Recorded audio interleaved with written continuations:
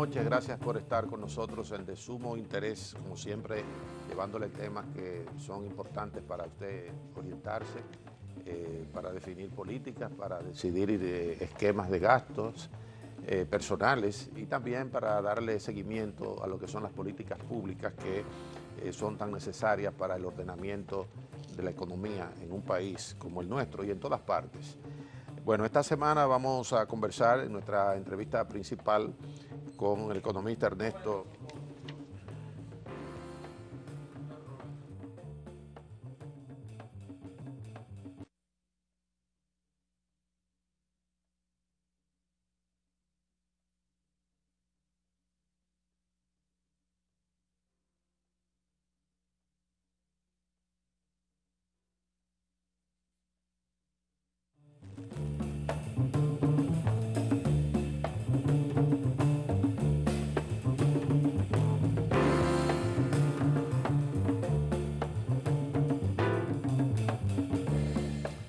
Muy buenas noches, gracias por estar en de sumo interés, como siempre, tratando de llevarle programas que sean de orientación, de esclarecimiento de los temas más importantes, más trascendentes de la economía, de la política y de elementos de la sociedad.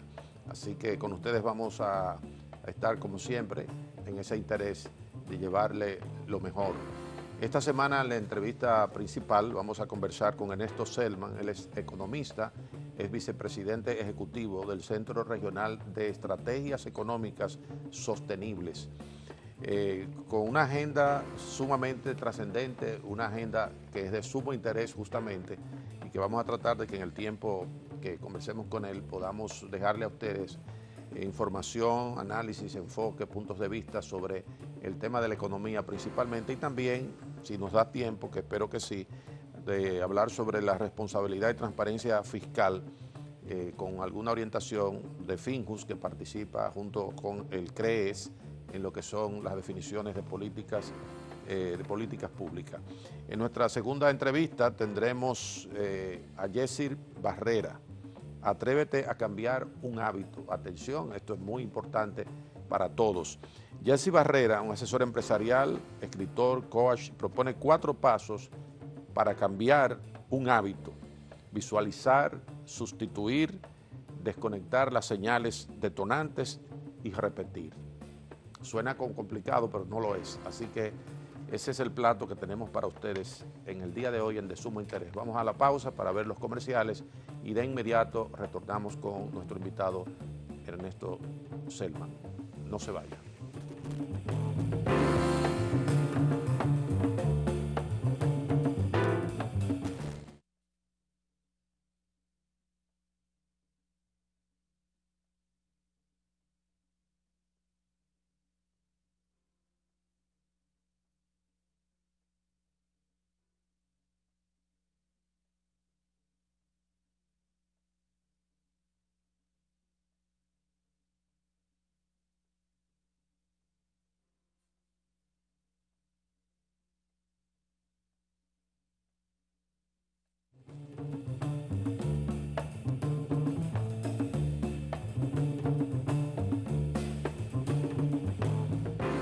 Bien, vamos a conversar con Ernesto Selman. Como ustedes saben, como dijimos, él es el vicepresidente ejecutivo de CREES.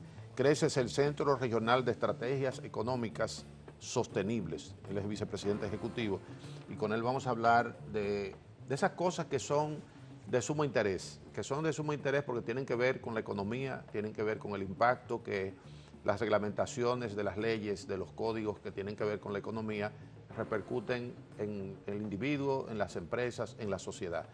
Y sin duda que CREES ha hecho un trabajo muy importante para esclarecer, para luchar por esa modernización que necesitamos. Por ejemplo, una reforma integral que proponen al Código Tributario para simplificar, transparentar y agrupar en un solo volumen la tributación interna de la República Dominicana. Eso es en cuanto al Código Tributario. Y en cuanto a la Ley de Responsabilidad y Transparencia Fiscal, en cuanto a lo que tiene que ver con el Congreso para la implementación de leyes para sanear y transparentar las finanzas públicas, eliminar los déficits fiscales y reducir los niveles de la deuda pública. Ernesto, gracias por estar con nosotros. Muchísimas gracias, con un gustazo contigo, Wilfredo. Bueno, ya tú Como sabes siempre. que estás en tu casa. Gracias. Muchísimas gracias. Bueno, sin duda que la agenda que ustedes están llevando desde que se fundaron, recuerdo que participé como invitado cuando se formó CRES, y allí había mucho entusiasmo con el hecho de que hubiese gente preocupada por estos temas, porque República Dominicana, como cualquier país que pretenda ser organizado y que pretenda adecuarse a los cambios que se están produciendo en el mundo, tiene que jugar claro, tiene que ver cuáles son las reglamentaciones que hay, las que no se pueden violar, lo que significa adherirse a un mecanismo regional o global en el cual usted tiene ya que no pensar solo en una visión aislada, como una isla, sino que tiene que ver todo el espectro de lo que se está moviendo a nivel global en la economía, en lo que significa la producción, el emprendedurismo y todas estas cosas. Ernesto, dinos, ¿cómo va esto que ustedes iniciaron hace 4 años, no? Sí. Más o menos. Sí, muchas gracias de nuevo por la invitación. Efectivamente, hace casi 5 años, en agosto del 2011, iniciamos este proyecto de CRES, un centro de pensamiento e investigación económica, que tiene 2 grandes líneas de trabajo. Por un lado, hace investigación, análisis y propuestas de políticas públicas, que es lo que señala con el proyecto de ley de responsabilidad y transparencia fiscal, que lo trabajamos con Finjus, y la reforma integral al Código Tributario, que trabajamos con don Francisco Canaguate, un experto tributario, sí, y que fue determinante en la aprobación del Código Tributario en el 92. Y esto se enmarca dentro de esa línea de trabajo. Otra gran línea de trabajo que hacemos tiene que ver con educación económica, promoción de la libertad económica. En ese sentido hacemos conferencias, seminarios, hemos hecho talleres para periodistas, por ejemplo, talleres para líderes de comunidades, de ONGs, de asociaciones empresariales, todo un fin de semana, por ejemplo, a veces en un hotel en Jarabacoa. Y así que tenemos diferentes áreas de trabajo que hemos ido llevando en los últimos 5 años. Y es un poco bajo el mandato estatutario de CRES, de promover una sociedad libre y próspera fundamentada en el trabajo, la ética y la libertad económica. Entonces, en ese sentido, hemos propuesto estos proyectos de ley. El de responsabilidad y transparencia fiscal está dentro en el Congreso Nacional, en una 3ª legislatura, entraría una 4ª hora el 27 de febrero. Y ya eso está en discusión, se ha debatido, se han tenido reacciones por parte del gobierno, del Ministerio de Economía, de Banco Central, y el otro todavía, el de la reforma integral del Código Tributario, que todavía está pendiente de discusión, digamos, a nivel congresual.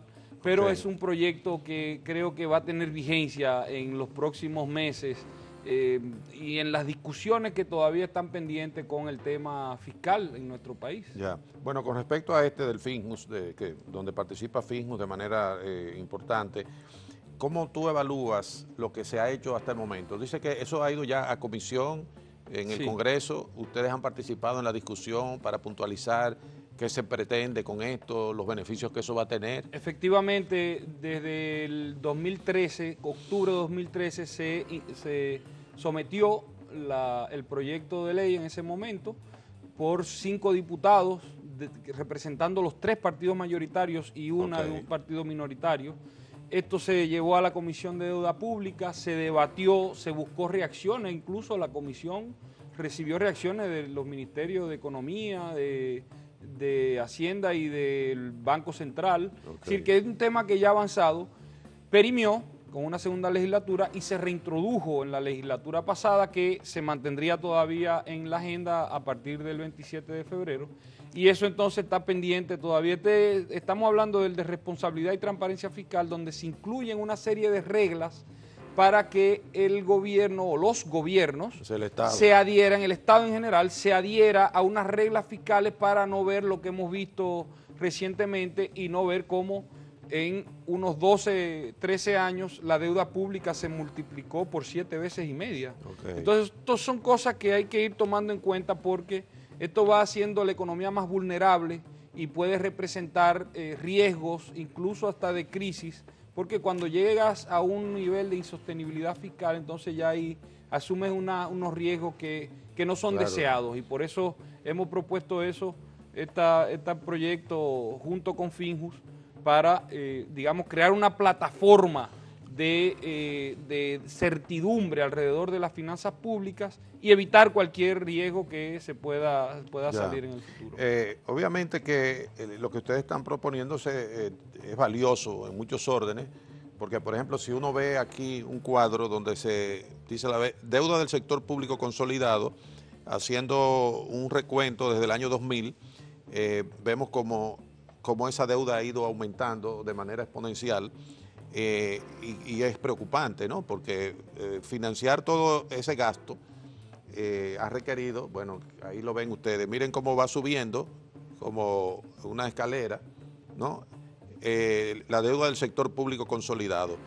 Como que nada lo detiene, como que eso está intrínseco, está en la estructura del Estado Dominicano. Pero eso debe detenerse, eso tenemos que preocuparnos, porque eso hay que detenerlo. Okay. Porque esto hace muy vulnerable la economía dominicana. Sin duda. Y entonces, cuando tienes que el gobierno gasta siempre más de lo que ingresa, entonces empiezas a tomar mucho prestado, pero no solamente el problema que te representa. Fíjate, en el 2017 el propio gobierno dice de que el 25% de los ingresos tendrían que utilizarse para el pago de intereses solamente. O sea, en el 2017, después de este año 16, el 17. El año que viene ya estaríamos pagando 25% de los ingresos del gobierno para pago de intereses solamente, y eso no cubre el total del Banco Central, solamente un 20% de los intereses del Banco Central. Entonces, esto es un tema que hay que tomar en cuenta y es importante que se tomen medidas al respecto. De hecho, la sociedad dominicana reconoció este problema que tú traes ahora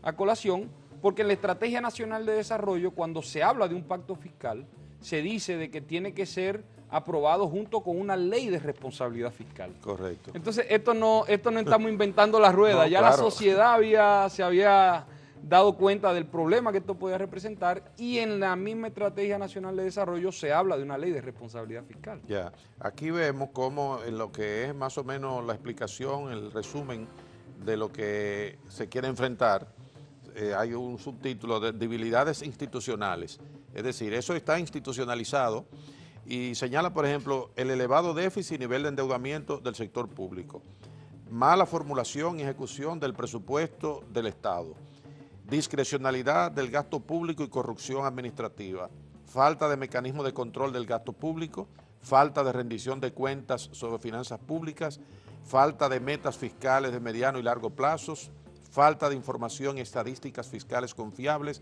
accesibles y oportunas. O sea, con ese cuadro uno dice, bueno... Esto es un poco el diagnóstico. Sí, hemos aprobado leyes, desde el 2006 se aprobaron leyes de crédito público, de presupuesto, de contabilidad del Estado, de la Contraloría y todo el tema de la Cámara de Cuentas que realiza un papel, pero eso todavía tenemos esa debilidad institucional, que lo ponemos en papel y tinta, pero no lo terminamos de traducir todo a la realidad. Entonces, cuando se hace inconsistente y no se hace, digamos, no se institucionalizan estas cosas, termina perjudicando a la sociedad. Y esto no le cabe a uno, o aquel gobierno, es una práctica que se han institucionalizado esas malas prácticas, porque hemos venido con ese bagaje históricamente y ya se crea una cultura. Entonces no es un tema de uno u otro gobierno, es un tema cultural, político en la República arraigado en la sociedad dominicana. Bueno, vamos a la pausa, que en un momentito se nos fue el tiempo en esta cuestión tan importante, y vamos a seguir hurgando un poquito más con Ernesto Selman de lo que significa abordar estas cosas que son de sumo interés. No se vayan.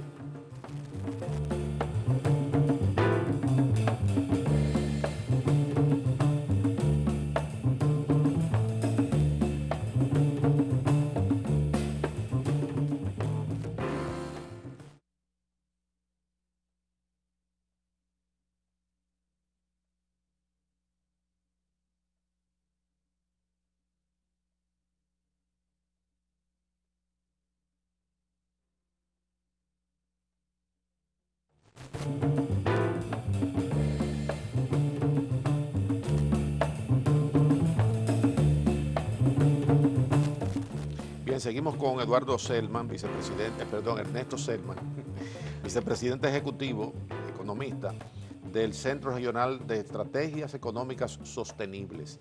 Ahí en ese nombre se está recogiendo justamente las estrategias económicas sostenibles. ¿Qué quiere decir estrategias económicas sostenibles? Bueno, si es por el gusto y si es por el placer, uno gasta hasta que quiera, hasta que se sacie. Sí. Pero obviamente que gastar mucho implica buscar las fuentes de donde se van a conseguir los recursos para gastar. Sí. Así como... Yo creo que es un tema de la política latinoamericana, que prometemos y gastamos más de las posibilidades que existen y terminamos metiéndonos en estos problemas, endeudándonos, sí. Y es una práctica como que se repite, ¿verdad? Y no, yo no diría que es solo latinoamericana. Por ejemplo, ver lo que le pasó a Grecia, esos países sí. Que se endeudaron sí. Y llegó un momento y dice, hey, pero espérate, ya eso los latinos en general, ¿verdad? Italia, España, Portugal, Suecia. Exactamente. Entonces, es como, bueno, si me dejan gastar, bueno, yo gasto. En Suecia pasó. Bueno, sí. El gran estado benefactor sueco, que se habla del socialismo de Sueca, sí. Colapsó a principios de los 90 sí. Y se hicieron una reforma y de las cosas que salieron fueron los temas de las reglas fiscales. Hubo un compromiso en Suecia a raíz de la crisis del estado de bienestar que acordaron todos, la sociedad, todos los partidos políticos, de que iban a tener superávit fiscales año tras año durante los ciclos económicos. Es decir, si hay un momento que en un año, 2 años, usted tiene problemas económicos, que tiene problemas para financiar el presupuesto, se asume ciertos déficits y alguna deuda. Ahora bien, los 3 años siguientes tienen que tener superávit de 1% del producto de su economía año tras año. Un poco planteamos esto aquí, okay. en ese proyecto de ley de responsabilidad fiscal. O sea, cuando el Congreso se reúne y ustedes se reúnen con el Congreso a discutir estas propuestas, que son sin duda de sumo interés, de atención, porque si no se atienden llega un momento en que hay que empezar a bajarse, ¿no? Y entonces sí. Ya no de manera voluntaria, sino obligada. Sí. Porque estamos reglamentados por compromisos internacionales. Ahora, desde tu punto de vista y con la experiencia que han tenido ustedes en la discusión con el Congreso, ¿cómo tú ves que lo asumen los legisladores, que al final son los que tienen que, por el ordenamiento jurídico que tenemos, dar la última palabra en términos de aprobación y ya emisión por parte del Ejecutivo? ¿Cómo tú ves? Tú sabes que recibimos muchísima receptividad en el Congreso Nacional. Claro, porque los congresistas son los que aprueban los préstamos. Claro, eso. Entonces, sobre sus hombros pesa mucha de la responsabilidad. Cuando vayamos a sacar cuenta, van a decir, pero mire, los señores congresistas aprobaron todos estos préstamos. Claro. Ellos son muy receptivos, sí. Extremadamente receptivos. Si te digo la verdad, parecería que se percibe a nivel del Poder Ejecutivo de que esto representaría una camisa de fuerza como de malas ganas. Sí. Y yo creo que esto sería una herramienta efectivísima para los políticos, de autolimitarse, sí. Para no tener que asumir y decirle que no a la gente. Usted tendría un mecanismo legal que dice, mire, yo no puedo gastar más de lo que me permite esta ley. Y para ordenarnos, porque es que... Claro. Dice un amigo, Mauricio Rojas, que la democracia que no se autolimita termina generando crisis, problemas y termina convirtiéndose en enemiga de la libertad individual de las personas. Claro. Entonces esto es un tema que yo creo que tiene que ver mucho con el tema económico, pero también con la propia vida. Fíjate que en República Dominicana cada 10, 12 años hay una crisis que surge. Claro. Entonces, cuando hablamos de estrategias económicas sostenibles, es que evitemos todas estas cosas, claro. Cada 10 o 12 años de nuevas crisis. Mira, entonces, como este gráfico ilustra, que ahí comenzábamos, desde el 2000 ha sido consistente el crecimiento de ese gasto público.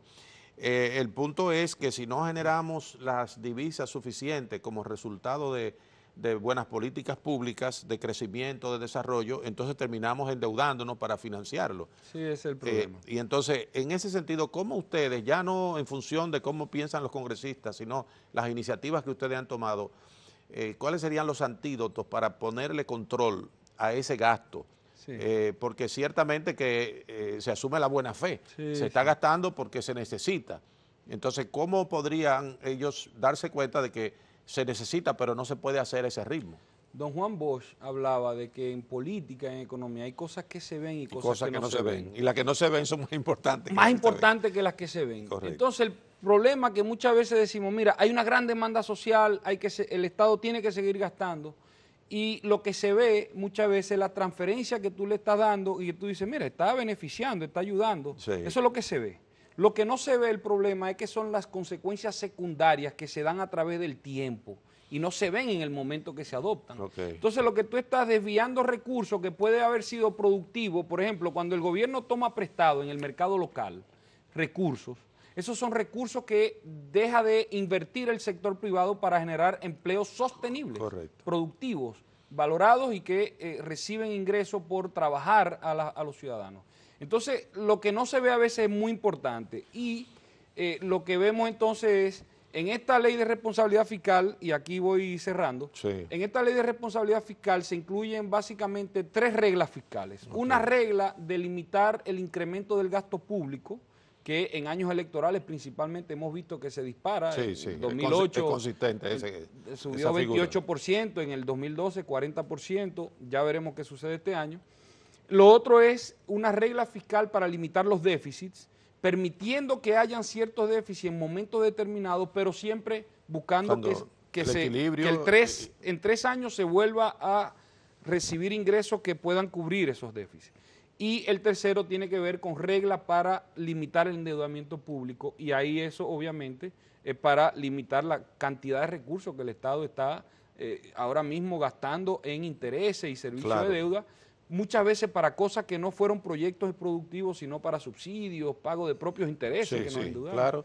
Bueno, estos son parte de los antídotos. Realmente cuando... Las reglas fiscales. Sí, realmente cuando se tomaron los primeros bonos soberanos en el periodo de gobierno de Hipólito Mejía, en el 2001, se hizo un debate interesante sobre garantizar que esos bonos, esa colocación de bonos, esos recursos pudieran ir en beneficio del desarrollo de la economía. Y se le estaba buscando rentabilidad incluso previamente, antes de llevarlo. Sí, se incluyeron unos proyectos en el prospecto y que tenían una tasa interna de retorno, etcétera. Sí. Que no se viera como un gasto, un despilfarro, sino garantizar que lo que se iba a coger prestado iba a redituar beneficios en lugar de dejar pérdidas. Pero yo he visto, no sé qué tú piensas sobre eso, cómo con el paso del tiempo ahora con una rapidez y a veces ligereza, si se quiere, se toman préstamos, se colocan bonos a nivel internacional, estamos bien calificados todavía, relativamente en términos internacionales, pero... Estamos bien comparativamente con lo que sucede en la región. Exactamente. Pero la calificación de República Dominicana sigue siendo altamente especulativa. Es decir, nosotros estamos debajo de los bonos basura, como le llaman. Es decir, nosotros estamos en ese grupo. Lo que pasa es que en la región los inversionistas ven tantas cosas raras que están sucediendo que cuando ven una economía más o menos estable parece una estrella en el firmamento. Y quieren prestarle. Sí. Obviamente. Porque hay mucha liquidez en el mercado. Estados Unidos tiene... La banca tiene exceso de liquidez por 2.7 billones de dólares. En inglés serían trillions, es decir, son 12 ceros al lado del número, ¿verdad? Sí, que son muchos números.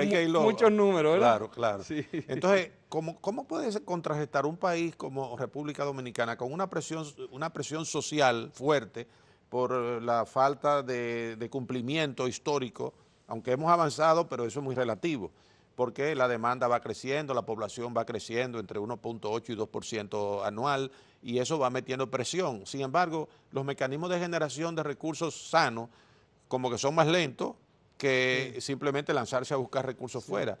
Ustedes que están reflexionando, discutiendo, empapándose en el día a día con estos temas, ¿cuáles son las alternativas que tiene un país como República Dominicana de no caer en la tentación del endeudamiento permanente, no caer en situaciones como la que cayó Grecia, por ejemplo, y otros países que llegó el momento que le estaban exigiendo el pago y no tenían cómo hacerlo? Bueno, el problema es que ya caímos, la tentación estuvo y ya caímos. Tenemos desde el año 2002 hacia la fecha que hemos tenido déficit fiscales año tras año, por eso se ve el crecimiento de la deuda todos los años. Correcto. Porque todos los años el gobierno está gastando más de los ingresos, entonces eso implica mayor deuda. Claro. Mayor deuda implica mayor servicio de la deuda, mayor pago de intereses. Entonces, El tema es cómo salimos ya. Okay. No es que si entramos, ya la tentación estuvo y ya caímos, ya somos débiles. Estamos atrapados ahí. Estamos atrapados, hay que salir de ahí, Okay. porque el problema es que si no lo hacemos ordenadamente a través de sanear las finanzas públicas, puede ser más Entonces, cuando retornemos, justamente en ese último segmento, yo quiero que tú, para los televidentes, digas cómo podemos apiarnos de ese león que tenemos encima. No se vaya.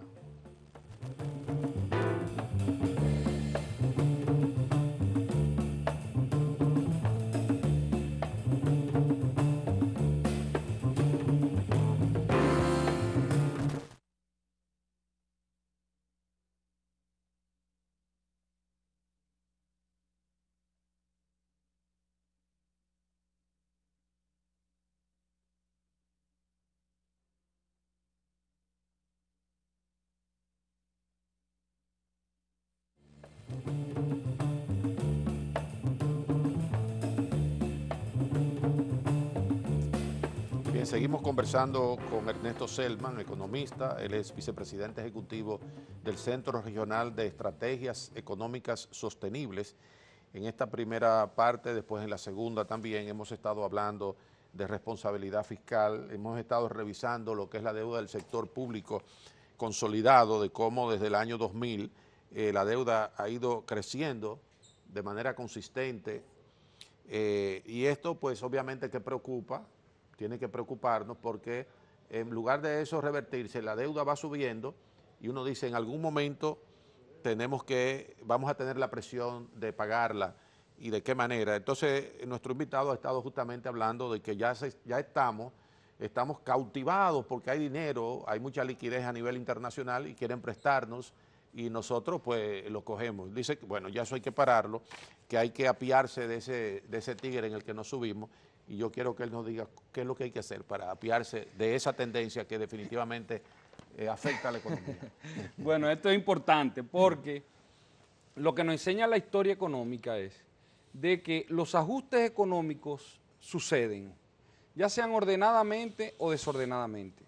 Cuando hablamos de un ajuste económico ordenado, en este caso de República Dominicana, sería un ajuste donde el gobierno toma las medidas que tenga que tomar para asumir estos compromisos de reglas fiscales, para autolimitarse en cuanto al gasto público, reformar la relación con los ciudadanos de cómo captura ingresos, cómo captura los impuestos de los ciudadanos de forma tal que pueda generar mayores ingresos, no a través de mayores impuestos, porque lo que está demostrando es que más impuestos, más niveles de tasa implica mayor informalidad, evasión y elusión, y eso le quita ingreso al gobierno.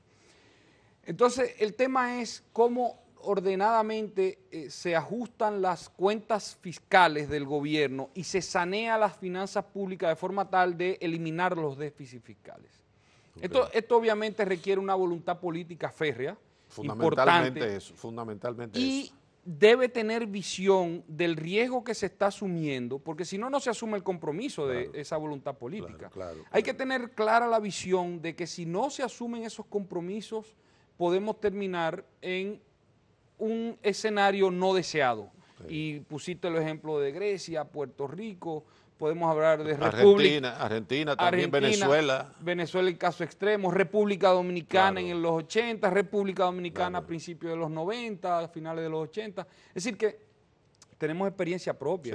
Entonces, esto es algo que no estamos inventando la rueda, son procesos que hemos visto en la historia económica en nuestro país y en otros países. Y entonces, si no tomamos esas medidas y no asumimos esos compromisos, esas reglas fiscales que hemos estado hablando, entonces el tema es que puede haber un riesgo de que el ajuste económico se haga desordenadamente, y eso se impone del mercado, se pierde confianza por parte de los inversionistas, los bonos empiezan a subir los requerimientos, los riesgos, claro, porque los requerimientos de los inversionistas dicen, mire, yo percibo más riesgo, yo necesito que me den más rendimiento, que ya sucedió. Es decir, el año pasado los bonos soberanos tenían unos rendimientos de 5,5% o interés, y este año con la colocación llegó al 6,88%. Es decir, mucho mayor que los rendimientos del año pasado. Esto le está pasando a muchas economías emergentes, no solo a nosotros, pero tenemos que cuidarnos, porque todavía tenemos una buena una buena percepción de los inversionistas para República Dominicana, porque como dijimos también, la región está vuelta un etcétera, ¿verdad? Entonces, debemos aprovechar esa percepción de los inversionistas para relanzar la República Dominicana. Conjunto de reformas estructurales, primero fiscales, que le diga al mundo que vamos a asumir responsabilidad en cuanto al manejo de las finanzas públicas, de que vamos a eliminar los déficits fiscales, de que vamos a crear una plataforma para que vengan a invertir y a crear empleo y a generar riqueza en nuestro país. Y con esa estrategia yo creo que podríamos dar un salto, pero debemos asumir compromisos de autolimitarnos. Los políticos, los empresarios, principalmente que son las élites que envían las señales hacia la sociedad de cuáles son las prácticas que debemos ir siguiendo y cuáles son los compromisos serios que debemos asumir para darle un giro a la República Dominicana. Porque la República Dominicana puede que crezca económicamente, pero no se está desarrollando económicamente. Esa es una de las críticas fundamentales. No hay un desarrollo inclusivo donde usted dice que hay una institucionalidad que permite a las personas integrarse al mercado de trabajo, que haya movilidad social. Fíjese, según el Banco Mundial, la movilidad social es la menor en el país, en República Dominicana, cuando nos comparamos con otros países en la región. De países iguales que los nuestros en términos de tamaño. En toda Latinoamérica. Somos los menos, donde hay menos movilidad social, es decir, que la gente da mucho trabajo que las personas pasen de unos niveles de vulnerabilidad a ingresos medios, de pobreza extrema, a subir a niveles mejor de vida. Y entonces esos son los temas que tenemos que ver, porque no hay la institucionalidad, las reglas de juego formales e informales no son conducentes a que haya esa movilidad social, que haya nuevas inversiones, que generen nuevos puestos de trabajo, mejores puestos de trabajo. Y esos son temas pendientes que sin duda tenemos que trabajar. Que tu discurso es un discurso optimista en cuanto a que, bueno, primero que debemos hacerlo y segundo de que reconoce las dificultades de cómo la gente puede socialmente ir ascendiendo en sus niveles de vida. Hay una pesadumbre en muchos sectores, dice, bueno, aquí las cosas le cuestan a uno el doble para ser benigno, el doble de lo que le cuesta en Estados Unidos. Hay una relación comercial, personal de los dominicanos con Estados Unidos y uno dice, bueno, los ricos somos nosotros. ¿Por qué? Bueno, porque nosotros pagamos el doble o el triple por un vehículo de lo que pagan los norteamericanos y de los mismos dominicanos que van allá y uno dice, bueno, pero ¿y por qué aquí tiene que ser tan caro? Ah, bueno, porque eso es una forma de conseguir recursos el Estado para expandir el gasto público y atender otras necesidades.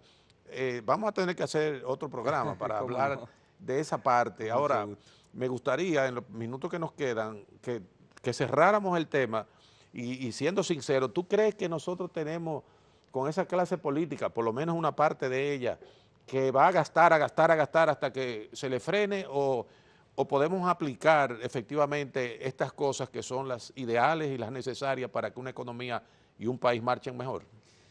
Yo creo que gran responsabilidad está en el sistema, en los partidos políticos efectivamente, pero es que es un tema de sociedad. Yo creo que hay que concientizarnos a nivel de sociedad, porque nosotros cuando salimos a exigirle a los políticos, lo que estamos exigiendo constantemente es mayor gasto.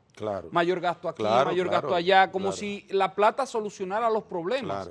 Mientras seguimos con unos sistemas arcaicos, un sistema educativo que todavía no responde a realmente capacitar a los jóvenes, sistema de salud todavía, no podemos seguir tirando plata así. Hay que buscar reformar estas cosas para que realmente respondan a lo que se busca y tengamos resultados. No podemos seguir tirando plata sin resultados.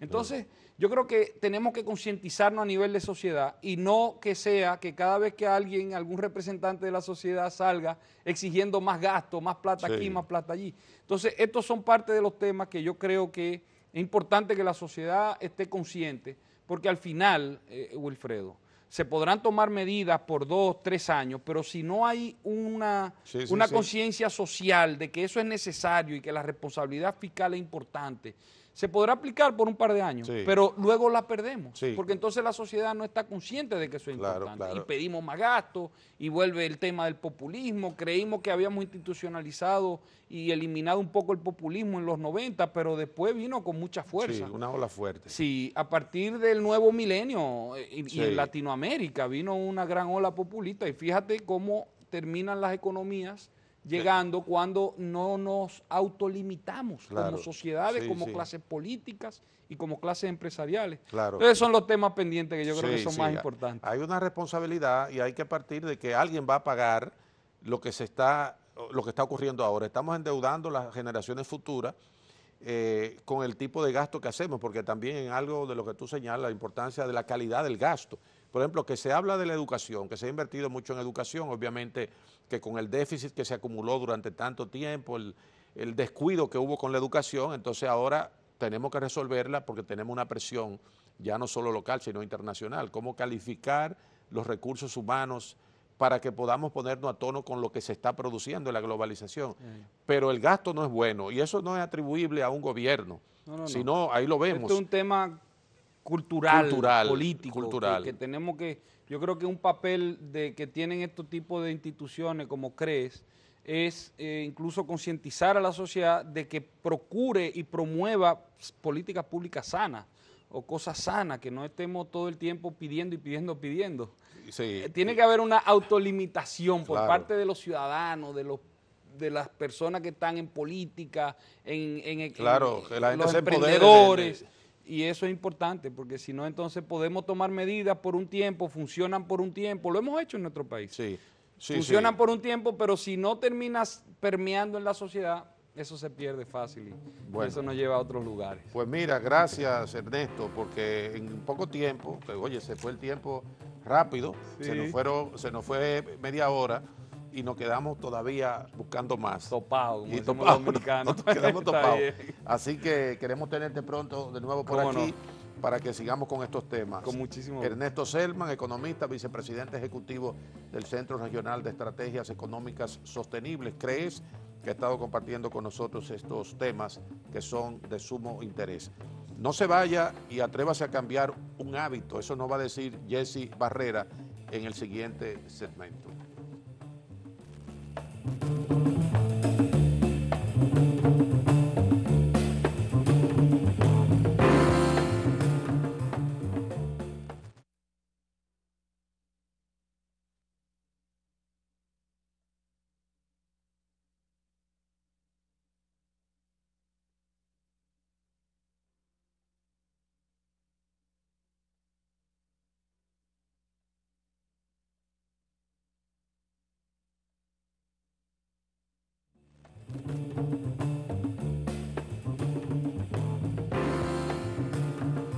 Este sábado a las 11 de la noche tendremos un plato fuerte, pero muy delicioso. Ernesto Selman, economista, estará con nosotros analizando la economía dominicana, la responsabilidad que tienen los que gobiernan, que tienen los que emprenden acciones, los que están buscando que mejoremos como país. No se lo pierda en De Sumo Interés.